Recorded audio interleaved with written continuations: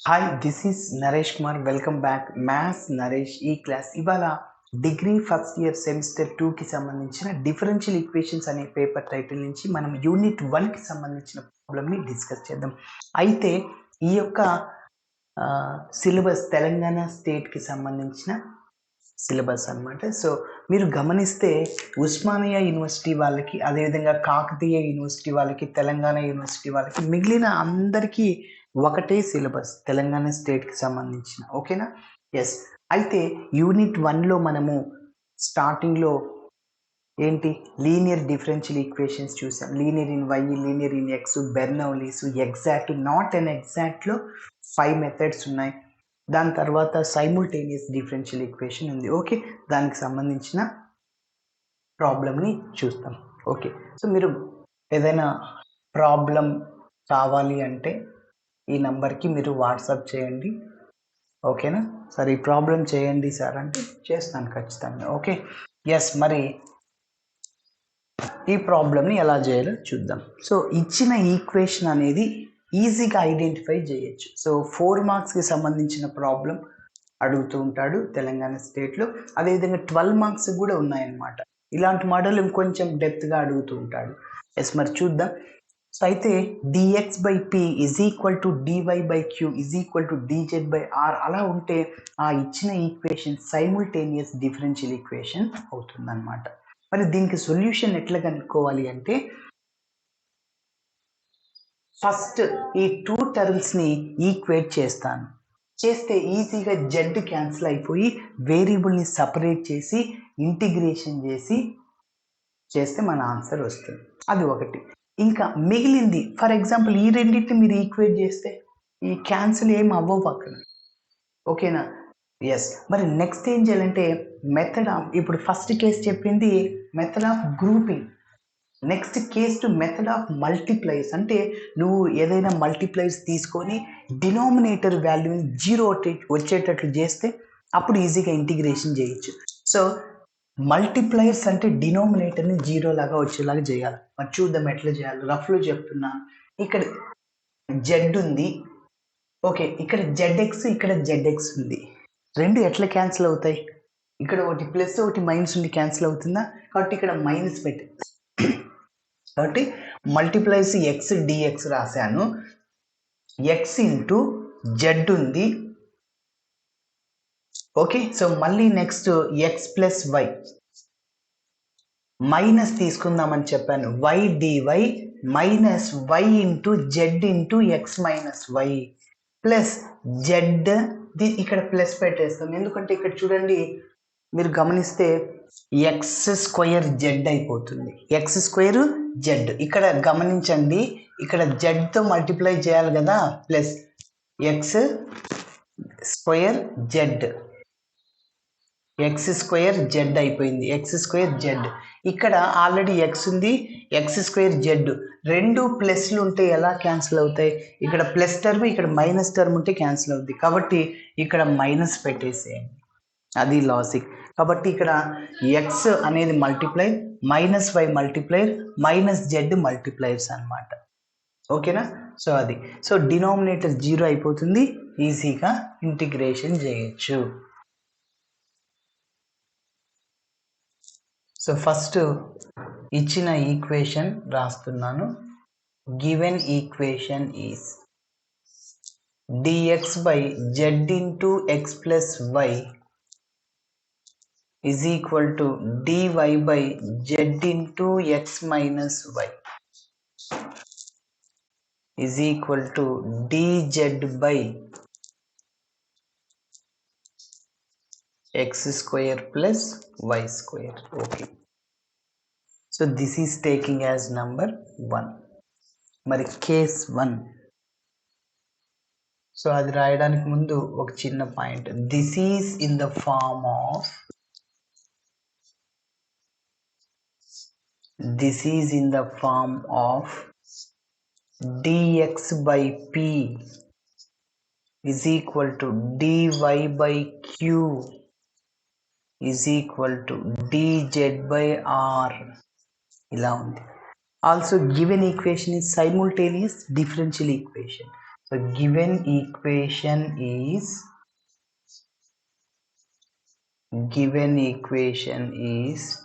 simultaneous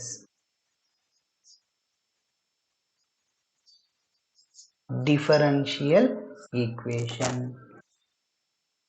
సరే, ఇప్పుడు case 1 అంటే ఫస్ట్ 2 టర్మ్స్‌ని ఈక్వేట్ చేస్తాం. సార్ ఫస్ట్ 2 టర్మ్స్‌ని ఎందుకు ఈక్వేట్ చేస్తున్నారు? సెకండ్‌ని, థర్డ్‌ని ఈక్వేట్ చేయొచ్చు కదా! అక్కడ వేరియబుల్‌ని సెపరేట్ చేయలేం కాబట్టి. ఓకే. సో కేస్ 1 టేక్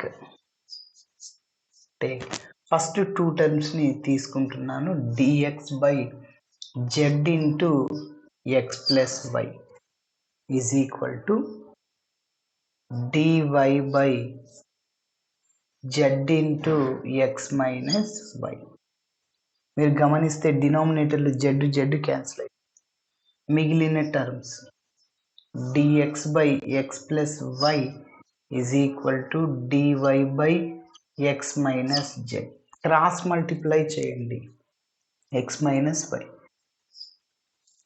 ఇక్కడ x ప్లస్ y ఉన్నప్పుడు ఇక్కడ x మైనస్ y ఉండాలి. ఇక్కడ x ప్లస్ z ఉన్నప్పుడు ఇక్కడ x మైనస్ z ఉండాలి. ఇక్కడ y ప్లస్ x ఉన్నప్పుడు ఇక్కడ కూడా y ప్లస్ x ఉండాలి. y minus x. ఓకే, అంటే నేనేం చెప్తున్నా అంటే వేరియబుల్ సేమ్ ఉండాలి. ఇక్కడ x ప్లస్ y ఉన్నప్పుడు అక్కడ x ప్లస్ z ఉంటే ఇంటిగ్రేషన్ చేయలేం. ఓకేనా? ఎస్, కాబట్టి గమనించుకోండి. క్రాస్ మల్టిప్లై చేయండి. x minus y into dx is equal to x plus y into dy. dx తో ఈ 2 టర్మ్స్ మల్టిప్లై చేయండి. x dx minus y dx. dy తో ఈ 2 టర్మ్స్ మల్టిప్లై చేయండి. x dy plus y dy.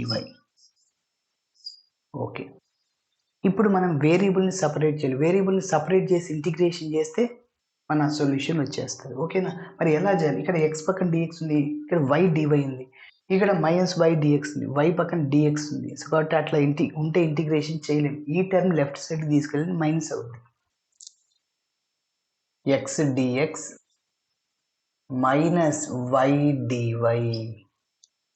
Okay, ఇప్పుడు ఆ minus y dx left సైడ్కి right సైడ్కి తీసుకెళ్ళండి. ఓకేనా? ఇక్కడ ఆల్రెడీ రైట్ సైడ్లో x dy ఉంది plus y dx. Okay, direct formula మనకి d of xy not and exactly unit 1లో 5 మెథడ్స్ ఉన్నాయి. అందులో ఫస్ట్ మెథడ్ ఇన్స్పెక్షన్ మెథడ్, అంటే ఫార్ములాని బేస్ చేసుకుని చేస్తాం. d ఆఫ్ xyకి formula x dy plus y dx అనమాట. d of yz formula y dz plus z dy. Okay, so అలా అనమాట. x dx minus y dy is equal డైరెక్ట్గా దీన్ని d of x into వైగా రాయొచ్చు. ఫార్ములా ఇంటిగ్రేషన్ చేస్తున్నాను. So integrating on both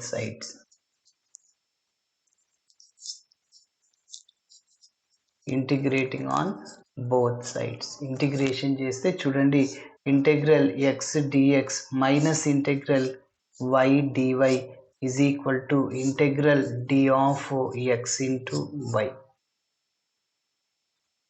x की integration x square by 2 minus y की integration y square by 2 d of x అంటే integration అది differentiation cancel అవుతుంది. ఎప్పుడైతే ఇంటిగ్రేషన్ చేశాను c1 అనే ఆర్బిటరీ కాన్స్టెంట్ని యాడ్ చేస్తున్నాను. ఇక 2 ఉంది, 2తో మల్టిప్లై చేయండి. 2/2 cancel is equal 2xy plus 2c1 రాయొచ్చు ఆర్ c1 రాయొచ్చు, where c1 is arbitrary small value. c1 0 point something ఉన్నప్పుడు 2 ఇంటూ 0 పాయింట్ సంథింగ్ అంటే 0 పాయింట్ సంథింగ్.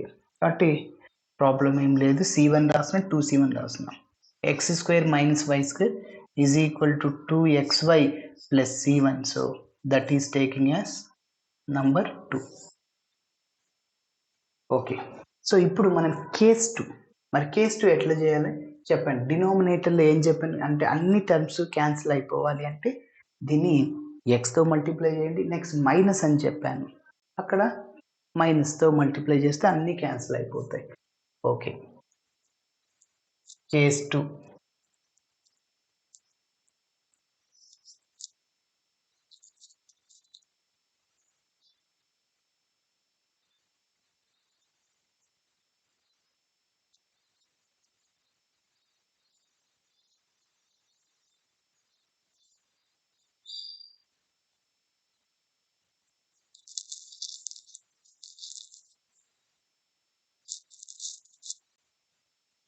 ఎస్, మరి చూద్దాం. ఇప్పుడు ఈ 3 ఈక్వలే కదా, సో దాన్ని నేను ఇట్లా ఈక్వేట్ చేస్తున్నా. Is equal to or implies first డినామినేటర్ని రాస్తాం. సో మల్టిప్లైర్ చెప్పాను ఎక్స్ డిఎక్స్ అని, మైనస్ వై డివై. సెకండ్ టర్మ్లో ఖచ్చితంగా వైనే తీసుకోవాలి, y term. Okay, next minus z dz. మీరు గమనించుకోండి సార్, ఇక్కడ మైనస్ ఎందుకు పెడుతున్నారు, ప్లస్ పెట్టచ్చు కదా, పెడితే అన్ని క్యాన్సిల్ అవ్వవు. ఒకటి ప్లస్ ఒకటి మైనస్ ఒకటి ప్లస్ పెట్టుకోండి, క్యాన్సిల్ అవ్వలేదు, మళ్ళీ మైనస్ మైనస్ పెట్టండి అట్లా. ఓకే, వై మల్టిప్లైర్ ఒక్కొక్కసారి క్యాన్సిల్ కానప్పుడు ఓన్లీ 1 ఇంటూ డివై ఉంటుంది కాబట్టి అట్లా. కాబట్టి డినామినేటర్ని మీరు ఒక్కసారి చెక్ చేసుకొని మళ్ళీ ప్రొసీడ్ అవ్వండి. ఓకే, అది 0 అవుతుందా కాదా అనేది. ఎస్, కాబట్టి ఎక్స్తో మల్టిప్లై చేస్తున్నాను ఎందుకంటే x minus y minus z they are multipliers. Okay, x z రాశాను into X plus why. Minus ఉంది, so minus why into z, already z ఉంది, వైతో మల్టిప్లై చేశాను, into X minus y. Okay, దీనికి మైనస్తో మల్టిప్లై చేయాలని చెప్పాను, z into x square plus y square. Okay, ఇప్పుడు చూద్దాం డినామినేటర్ 0 అవుతుందో లేదో. X dx minus y dy minus z dz divided by, multiply చేయండి, X into X, X square Z minus X square Z, అది విషయం. కాబట్టి ఇక్కడ మీరు ప్లస్ పెట్టినారనుకోండి 2x స్క్వేర్ జెడ్ వస్తుంది, దేనికి ఉపయోగం లేదు. కాబట్టి ఎక్స్ స్క్వేర్ జెడ్. అదేవిధంగా plus X into Y into Z అంటే ఎక్స్ వై జెడ్డే. ఒక టర్మ్ని చెక్ చేయండి, మిగిలింది క్యాన్సిల్ అయిపోతుంది. సో మైనస్ వై ఉంది జెడ్ ఉంది ఎక్స్ అంటే మైనస్ ఎక్స్ వై జెడ్. అదేవిధంగా మైనస్ ఇంటూ మైనస్ ప్లస్ అయిపోతుంది, Y into Y Y square Z అయిపోతుంది. అదేవిధంగా మైనస్తో మల్టిప్లై చేసేయండి, ఎక్స్ స్క్వేర్ జెడ్. అదేవిధంగా minus into plus minus Z Y square, minus Z Y square plus Z Y square cancel, minus X square Z plus X square Z cancel, plus X Y Z minus X Y Z cancel. So కాబట్టి denominator అంతా 0 అయిపోయింది.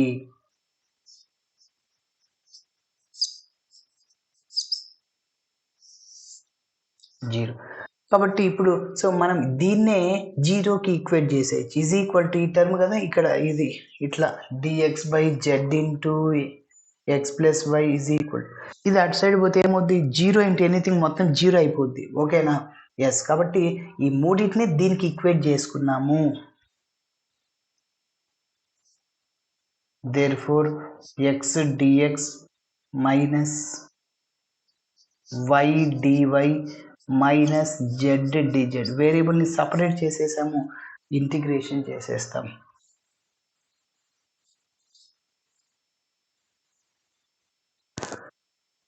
Integrating on both sides.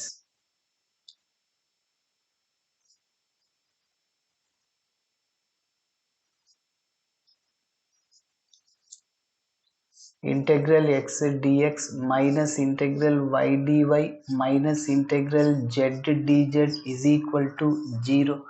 ఎక్స్కి integration x square by 2, వైకి integration y square by 2, జెడ్కి integration z square by 2 is equal to C2 అనే arbitrary కాన్స్టెంట్ని add చేయాలి. 2తో multiply చేయండి, 2/2 2/2 cancel అయిపోద్ది. 2C2 ఆర్ C2 రాయొచ్చు, ప్రాబ్లం ఏం లేదు. ఎందుకంటే C2 అనేది ఆర్బిటరీ కాన్స్టెంట్ కాబట్టి. So that is taking as number 3. From 2 and 3 gives complete solution to the given D అని చెప్పచ్చు. From 2 and 3 gives complete solution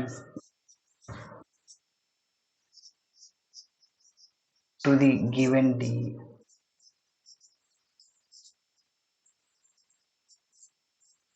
okay, so ఇలా చేయాలి. Thanks for watching my video. Video నచ్చితే ఖచ్చితంగా మీ friends కూడా share చేయండి. Bye.